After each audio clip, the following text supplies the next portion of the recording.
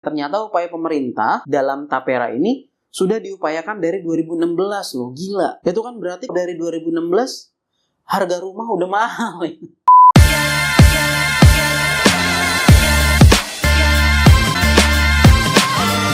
Oke, angkringan balik lagi. Balik lagi di angkringan balik kantor yang ada di Fahristia Official.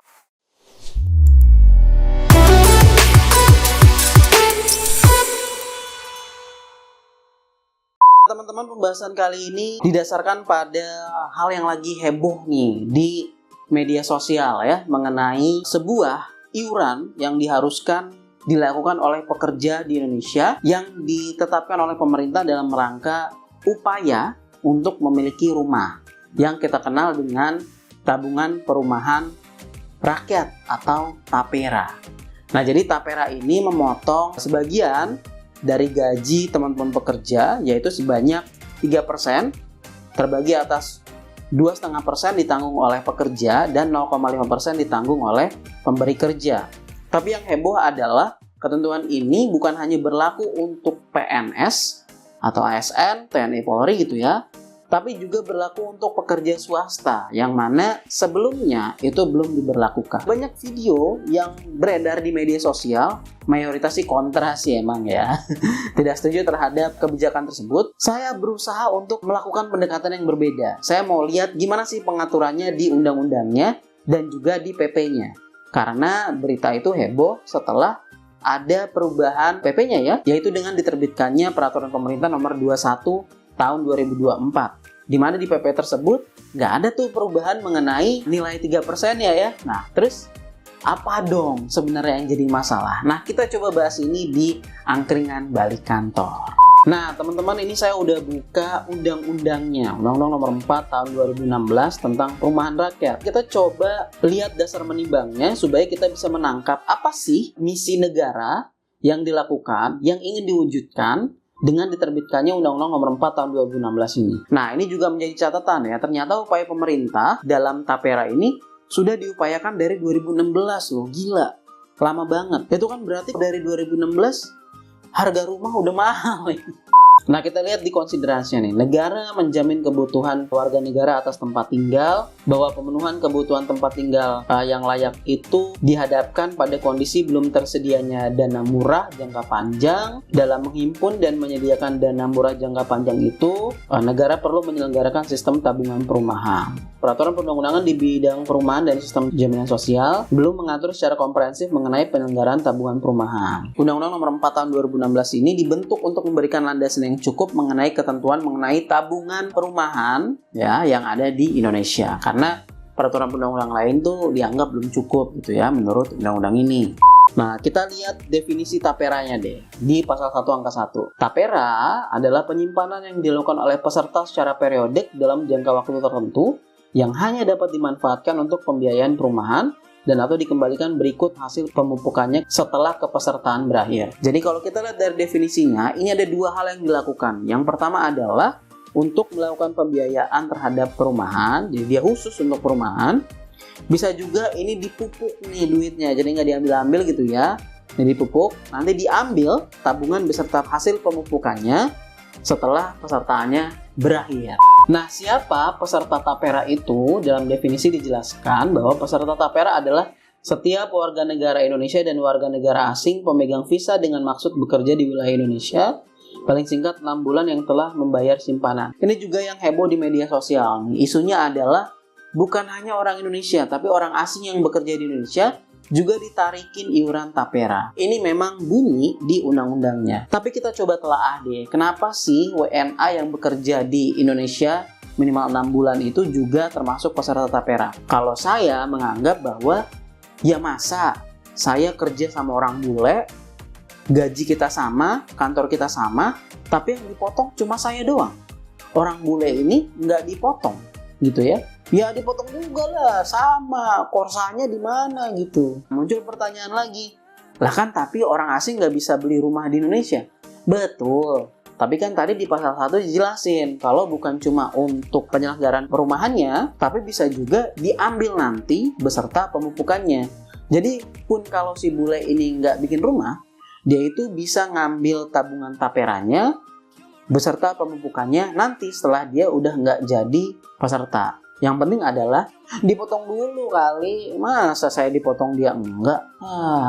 Di pasal 5 diatur mengenai pengelolaan tapera, meliputi pengerahan, pemupukan, dan pemanfaatan. Kita coba lihat penjelasannya ya. Pengerahan adalah pengumpulan dana dari peserta. Dana yang dikumpulkan itu disimpan di bank kustodian. Nah, jadi duitnya itu ditarik dari peserta, kemudian disimpan di bank kustodian. Kepesertaan. Setiap pekerja dan pekerja mandiri yang berpenghasilan paling sedikit sebesar upah minimum wajib menjadi peserta. Ini juga yang menjadi polemik di masyarakat. Ada isu yang bilang, jadi tukang ojek gitu ya, freelancer juga ikut dipotong oleh tapera. Pelan-pelan, Pak Suplir ya, sabar, tenang. Memang berdasarkan undang-undang ini, baik pekerja maupun pekerja mandiri itu dipotong 3%. Tapi syaratnya adalah pekerja mandiri yang penghasilannya UMR. Jadi kalau dia nggak UMR, ya nggak harus gitu ya. Terus gimana kalau yang penghasilannya fluktuatif? Nah, kalau ini saya juga nggak tahu gimana prakteknya. Tapi biasanya kalau di perbankan itu, orang itu mengukur dari 3 bulan bekerja ya. Nah, kemudian dia ambil yang paling rendah. Jadi kalau di 3 bulan itu ada bulan yang anyep, alhamdulillah, berarti kan di bawah UMR tuh. Nah, jadi ya nggak harus. Yang penting itu memenuhi kebutuhan hidup dulu, tabungan belakangan. Buat apa punya rumah tapi lapar? Ya dong, iyalah. Nah, tapi memang di pasal 7 ini dibuka juga. Kalau memang mau gitu ya, tapi dia di bawah UMR, itu bisa juga jadi peserta gitu ya. Pekerja sebagaimana dimaksud dalam pasal 7 ayat 1 wajib didaftarkan oleh pemberi kerja. Nah, menurut saya ini juga sebenarnya fair. Kenapa? Karena undang-undang ini memerintahkan kepada pemberi kerja untuk mendaftarkan pekerjanya untuk nabung di tapera. Jadi pemerintah tuh mau bilang, pemberi kerja, ini kan banyak pekerja-pekerja yang belum punya rumah nih gitu ya. Ya coba deh kamu sisihin uangnya untuk tapera gitu ya, supaya dia mudah-mudahan bisa punya rumah. Niatnya itu baik, cuma mungkin eksekusinya belum bisa dipercaya ya. Nah, di pasal 11 nih, peserta dibuatkan rekening individu yang menggambarkan saldo simpanan peserta. Ini juga, jadi kita bisa ngecek saldo tabungannya seperti kita ngecek saldo BPJS. Ini fun fact, saya juga punya tabungan tapera. Dari 2019 itu diambil, alhamdulillah 2024 ini tabungan saya udah 140.000 ya. lumayan buat naik Grab 3 kali ke stasiun ya, lumayan. Aduh, rumah-rumah masih jauh itu mah ya. Di pasal 14 ini diatur mengenai berakhirnya kepesertaan. Sudah pensiun, sudah 58 untuk pekerja mandiri, peserta meninggal dunia, dan peserta tidak memenuhi lagi kriteria selama 5 tahun berturut-turut. Buat yang sudah berakhir, itu bisa diambil hasil pemupukannya ya. Kita masuk ke pengelolaan kedua, yaitu pemupukan. Pemupukan ini bertujuan untuk meningkatkan nilai dana tapera dari pasal 21, baik dilakukan dengan prinsip konvensional maupun prinsip syariah. Ini juga nih, jadi ketika kita daftar tapera nih ya, kita itu diharuskan memilih mau syariah atau konvensional. Perbedaannya apa? Perbedaannya adalah di tempat di mana BP Tapera ini melakukan pemupukan. Kalau kita milih konvensional, maka dilakukan secara konvensional. Bisa untuk membiayai yang dalam tanda kutip non patut gitu ya, misalkan perusahaan minuman keras dan lain sebagainya. Tapi kalau syariah, ya dia secara prinsip syariah, yang non halal itu atau non patut itu tidak diberikan. Ya, kurang lebih gitu deh. Saya juga kurang paham sih sebenarnya sih. Nah, pemupukan ini bisa berupa deposito, bisa sun, bisa obligasi daerah, atau bisa juga surat berharga di bidang perumahan dan atau kawasan pemukiman, bisa juga bentuk investasi lain. Bisa juga syariah-syariah.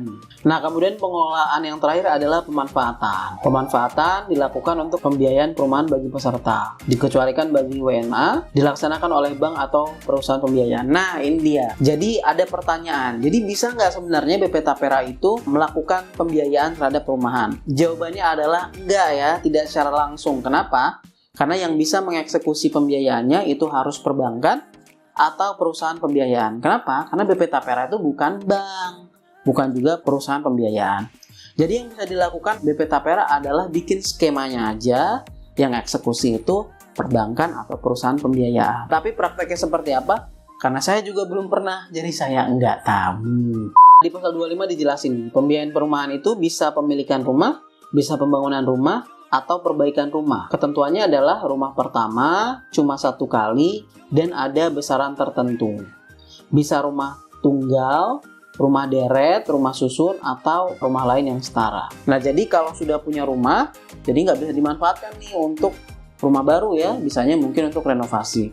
Tapi dengar-dengar karena ini untuk menengah ke bawah gitu ya, plafonnya itu nggak terlalu tinggi karena hanya maksimal 8 juta per bulan. Ya jadi buat yang udah tajir-tajir, mohon maaf deh, nggak bisa menggunakan fasilitas ini. Tapi dia tetap bisa menerima pemupukan setelah nanti kepesertaannya berakhir menurut undang-undang. Kita geser ke ketentuan mengenai BP Tapera. Nah, BP Tapera ini juga banyak menuai polemik. Kenapa? Karena dianggap uang yang disimpan itu dipakai untuk membiayai operasional BP Tapera. Wah, jadi gila nih BP Tapera, dia digaji dari duit pekerja-pekerja yang dirampas 3%-nya. Benar juga sih sebenarnya ya. Ayo coba kita lihat deh. BP Tapera adalah badan hukum berdasarkan undang-undang ini. Nah, dari statusnya kita bisa tahu nih, BP Tapera itu bukan instansi pemerintah seperti BPN gitu ya, seperti lembaga-lembaga lain lah gitu ya. Karena dia adalah badan hukum. Jadi patokannya seperti siapa? Mungkin seperti BPJS gitu ya, karena BPJS juga badan hukum. Artinya apa? Artinya pegawai Tapera itu bukan ASN ya teman-teman ya. Pegawai Tapera bukan ASN. Direktur BP Tapera juga bukan ASN. Tapi berdasarkan ayat 3-nya, BP Tapera itu bertanggung jawab kepada Komite Tapera. Jadi ada BP Tapera, ada Komite Tapera. Komite Tapera itu yang ramai-ramai kemarin tuh yang gajinya 43 juta sebulan gitu ya. Kita lihat di pasal 34 nih model awalnya. BP Tapera memperoleh modal awal yang bersumber dari APBN dan merupakan kekayaan negara yang dipisahkan. Ini dia, jadi dia mirip banget kayak BPJS. BPJS juga kan modal awalnya dari APBN, tapi kemudian diolah sendiri oleh si BPJS-nya untuk bisa memenuhi kebutuhan operasional dari BPJS-nya. Nah, ini sama juga nih sepertinya BP Tapera. Nah, ini di pasal 35 nih jelas nih. Biaya operasional BP Tapera berasal dari hasil pengelolaan modal awal. Sayangnya nih, ada ayat 2 nih. Dalam hal terjadi kekurangan hasil pengelolaan modal awal untuk biaya operasional BP Tapera, kekurangannya dipenuhi dari sebagian hasil pemupukan dana Tapera. Kekhawatirannya terjawab dan itu benar. Jadi, kalau dana operasionalnya itu tidak mencukupi, uangnya itu bisa diambil dari hasil pemupukannya, uang-uang peserta. Ya kalian nilai sendiri lah ya. Ini ada di undang-undang sih. Nah, BP Tapera ini berfungsi mengatur, mengawasi, dan melakukan tindak turun tangan terhadap pengelolaan Tapera. Nah, disebutkan lagi di pasal 40. BP Tapera berhak menggunakan sebagian dari hasil pemupukan dana Tapera untuk menutup kekurangan hasil pengelolaan modal awal guna memenuhi biaya operasional BP Tapera. Nah, ini artinya uang kita itu harus dikelola dengan baik ya, supaya tidak terjadi kekurangan sehingga hasil pemupukannya itu nggak ada yang dipakai untuk dana operasional. Jadi pengelolaannya benar-benar harus prudent ya, harus benar-benar dijagain supaya nggak ada uang rakyat yang hilang. BP Tapera dipimpin oleh seorang komisioner dan dibantu paling banyak 4 deputi komisioner dari unsur profesional, diangkat dan diberhentikan oleh presiden. Kemudian 5 tahun. Nah, ini mirip banget sama BPJS ya. Terhadap si komisioner, deputi komisioner, dan karyawan BP Tapera itu dikasih gaji, tunjangan, dan fasilitas lainnya. Jadi kita harus ikhlas kalau mereka yang ngelola seperti BPJS ya, kan direktur BPJS sama karyawan BPJS juga dapat gaji ya. Nah, ini sama juga nih. Selain BP Tapera ada juga yang namanya Komite Tapera. Terdiri dari 5 nih.